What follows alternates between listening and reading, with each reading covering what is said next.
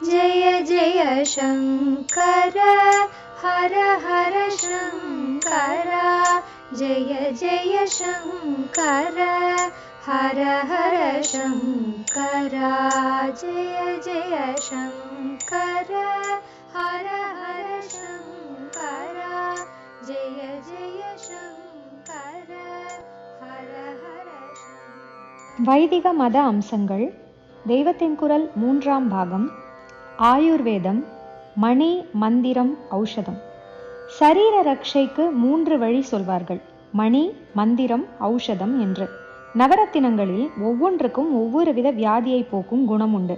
நவரத்தினங்களில் ஒவ்வொன்றும் நவகிரகங்களில் ஒவ்வொன்றுக்கு பிரீதியானவையாகும். வியாதி என்பது கர்மாவால் ஏற்படுவதே என்றாலும் அந்த கர்மா ஒவ்வொரு கிரக கோளாறாக ரூபம் எடுத்து உண்டாகிறது. ஆகையால் அதற்கு சாந்தியாக நவரத்தினங்களில் அந்த கிரகத்துக்குரியதை மோதிரமாக மாலையாக பண்ணி போட்டுக்கொள்வது, அந்த மணியால் மூர்த்தி பண்ணி அதற்கு அபிஷேகித்த தீர்த்தத்தை பானம் பண்ணுவது என்றெல்லாம் ஒரு வழி. இதுதான் மணி, மந்திர, ஔஷதம் என்பதில் மணி, நவரத்தினத்தை நவமணி என்று சொல்கிறோம் அல்லவா? மணிகளைப் போலவே ஸ்வர்ணம், ரஜதம் அதாவது வெள்ளி, தாமிரம், பாதரசம் முதலான லோகங்களை கொண்டு சிகிச்சை செய்து கொள்வதுண்டு. மந்திர ஜபம் ஜ்வரஹரேஸ்வரர், கம்பஹரேஸ்வரர் என்றெல்லாம் வியாதிகளை போக்கவே உள்ள மூர்த்திகளுக்குரிய மந்திரங்களை ஜபிப்பது, சூரிய நமஸ்காரம், கந்தர் அனுபூதி, பாராயணம் முதலியவற்றால் நோயை குணப்படுத்திக் கொள்வது ஆகியனதான் மணி, மந்திரம் என்பதில் 2ஆவதான மந்திரம். ஔஷதம் என்பது மருந்து மூலம் குணம் செய்து கொள்ளும் மருத்துவ சாஸ்திரம். வைத்தியம் என்பது இதைத்தான். ஓஷதி என்றால் மூலிகை, அதன் அடியாக பிறந்த சொல்தான் ஔஷதம். முக்கியமாக மூலிகைகளை அதாவது பச்சிலைகளை கொண்டே மருந்துகளை செய்வதுதான் ஆயுர்வேதம். பவள பஸ்மம், முத்து பஸ்மம், தங்க பஸ்மம், பஸ்பம் என்றே பொதுவில் சொல்கிறார்கள் என்பது போல மணி, லோகங்களை எப்போதாவது பிரயோஜனப்படுத்தினாலும் ஆயுர்வேதத்தில் முக்கியமான மூலச்சரக்கு மூலிகைகள்தான். சித்த வைத்தியத்தில்தான் மணி, லோகம், பாஷாணம், மற்ற தாது பொருட்களை கொண்ட மருந்துகள் ஜாஸ்தி. சித்த வைத்தியமும் நம் சாஸ்திர ரீதியானதுதான். ஆனால் வீரியம் ஜாஸ்தி. தப்பினால் ரொம்ப கெடுதல் உண்டாய்விடும். துளி போல் சூர்ணம்தான் டோசேஜ், ஆனாலும் பொட்டன்சி அதாவது உள் சக்தி மிகவும் அதிகம். அதனால் ஜாகிரதையாக சிகிச்சை செய்ய வேண்டும்.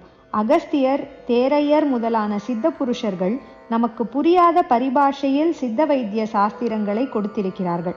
பவர் ஜாஸ்தி என்பதாலேயே இப்படி எல்லாருக்கும் புரியாதபடி ஜாகிரதை பண்ணி எழுதி வைத்திருக்கிறார்கள். சித்த வைத்தியம், ஆயுர்வேதம் இரண்டிலுமே மணி சம்பந்தமும் இருக்கிற மாதிரி மந்திர சம்பந்தத்தையும் சேர்த்து மருந்தை மேலும் இஃபெக்டிவாக பண்ணுவதுண்டு.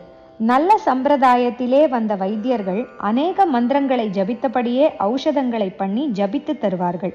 திரையம்பக மந்திரம், அச்சுத அனந்த கோவிந்த என்ற நாமத்ரயம் 3 திருநாமங்கள், தன்வந்திரி, அஸ்வினி தேவர்கள், சூரியன் முதலான மூர்த்திகளுக்கான மந்திரம், கவசம் முதலியவற்றை மருந்தோடு சேர்த்து கொள்வதுண்டு. அகஸ்தியர் ஸ்ரீ ராமச்சந்திர மூர்த்திக்கு உபதேசித்த ஆதித்ய ஹிருதயம் பிரசித்தமாய் இருக்கிறது. விஷக்கடிகளுக்கு என்ன மூலிகை சிந்தூரம், சித்த வைத்திய சூர்ணத்தை சிந்தூரம், செந்தூரம் என்று சொல்வார்கள். என்ன சிந்தூரம் கொடுத்தாலும் மந்திர ஜபம்தான் முக்கியமாய் இருக்கிறது. சர்ப்பங்கள் பயந்து நடுங்குகிற கருட பகவானை குறித்த மந்திரத்துக்கு விஷம் இறக்குவதில் ஆச்சரியமான சக்தி இருக்கிறது. நம்முடைய ஆச்சாரியால் சௌந்தர்ய லஹரியில் ஒரு ஸ்லோகத்தில் அம்பாளை சகல அவயவங்களில் இருந்தும் அமிர்தரச கிரணங்கள் பெருகுகிற சந்திரகாந்த சிலாவரண மூர்த்தியாக தியானம் செய்வதால் ஒருத்தன் கருடனைப் போல பாம்பு விஷத்தை சமனம் செய்கிற சக்தி பெற்று விடுகிறான் என்றும், இப்படிப்பட்டவனுக்கு அமிர்த நாடி என்று உண்டாகி அதன்பின் இவனுடைய திருஷ்டி பட்டாலே பிறரின் ஜ்வரதாபம் இறங்கிவிடும் என்றும் சொல்லியிருக்கிறார். குறிப்பு: கிரந்தீம் அங்கேபியக என தொடங்கும் இந்த ஸ்லோக ஜபத்தாலேயே விஷம், ஜ்வரம் முதலியவைகளை நிவிருத்தி செய்துவிட முடிகிறது. சௌந்தர்ய லஹரியன் வேறு பல ஸ்லோகங்களை ஜபிப்பதற்கு இவ்வாறு பலவிதமான வியாதி நிவிருத்தி சக்தி இருக்கிறது. நாராயண பட்டத்ரி நாராயணீயம் பண்ணியே அவருடைய வயிற்று உபாதை நீங்கியதால் அதையும் நோய் தீருவதற்காக பாராயணம் பண்ணுகிறார்கள். இருமலுரோக முயலகன் வாத என்று ஒரு திருப்புகழ் உண்டு. அதுவும் சர்வ வியாதி நிவிருத்திக்காக ஜபிக்கப்படுகிறது.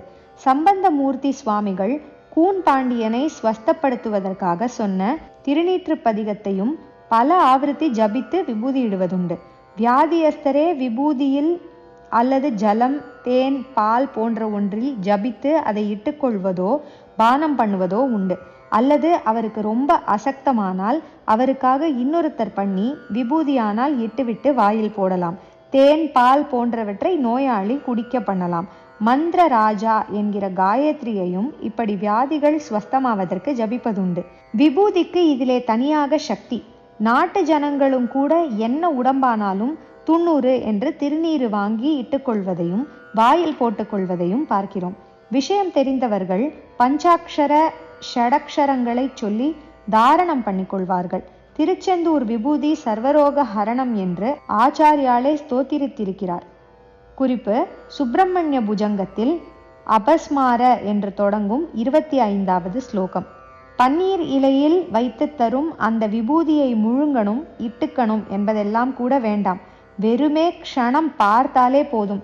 விலோக்கிய க்ஷணாத் ஃபிட்ஸ், குஷ்டம், துர்வியாதிகள், ஜுவரம், பைத்தியம், குன்மம், ஆவிசேஷ்டை எல்லாமே ஓடிப்போய்விடும் என்கிறார். பழனி ஆண்டவரின் மூர்த்தம் மூலிகை சாறுகளை இறுக்கி பண்ணியதே என்பார்கள். அதனால் அவருக்கு அபிஷேகமாகிற தீர்த்தம் முதலானவற்றையும் வியாதி நிவிருத்திக்கு கொடுப்பதுண்டு. குருவாயூர் தைலம், திரிசூர் நெய், இன்னும் அநேக க்ஷேத்திரங்களில் இப்படியே மருத்துவ சக்தி உள்ளதாக பிரசாதம் கொடுக்கிறார்கள். பிரசாதம் என்று ஸ்தூலமாக தராமல் நடந்தே மலை ஏறுகிறேன், அங்க பிரதட்சிணம் பண்ணுகிறேன், மாங்கல்யம் சாற்றுகிறேன் என்றெல்லாம் வேண்டிக் கொண்டாலே வெங்கடரமண சுவாமி தீராத வியாதியெல்லாம் தீர்த்து வைக்கிறார். பரமேஸ்வரனும் பவரோகம் என்னும் சம்சார வியாதியை மட்டும் இன்றி அந்த சம்சாரத்திலே வருகிற அநேக ரோகங்களை தீர்ப்பதற்காக வைத்தியநாத சுவாமி என்றே பெயர் வைத்துக்கொண்டு வைத்தீஸ்வரன் கோயிலில் விளங்குகிறார். உப்பு வெல்லம் கரைகிற மாதிரி வியாதி கரைவதால் அங்கே இவற்றை கரைப்பதாக வேண்டிக் கொள்வார்கள். பரமேஸ்வரனுக்குரிய பில்வபத்ரம், பெருமாளுக்குரிய துளசி, அம்பாளுக்கு முக்கியமாக மாரியம்மனுக்கு விசேஷமான வேம்பு, இந்த 3 இலைகளை ஒரே அளவு சேர்த்து தினந்தோறும் ஒரு பிடி தின்றுவிட்டால் போதும், எந்த வியாதியும் வராது என்று ஒரு நாட்டு வைத்தியர் எழுதியிருக்கிறார்.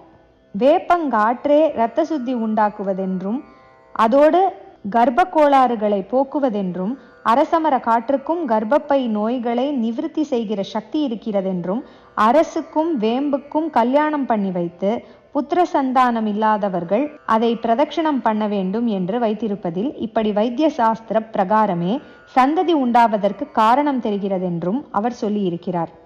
பூஜையில் தூபம் போடுவது, கற்பூரம் கொளுத்துவது ஆகியன கூட டிஸ்இன்ஃபெக்டன்டாக, அதாவது கிருமி நாசினியாக அநேக வியாதிகளை தடுக்கிறது என்று எழுதியிருக்கிறார்கள்.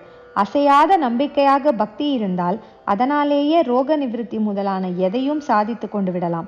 அல்லது ரோகம் ஆரோக்கியம் எதுவானாலும் வித்தியாசமில்லை என்கிற உசந்த நிலையை சம்பாதித்துக் கொள்ளலாம்.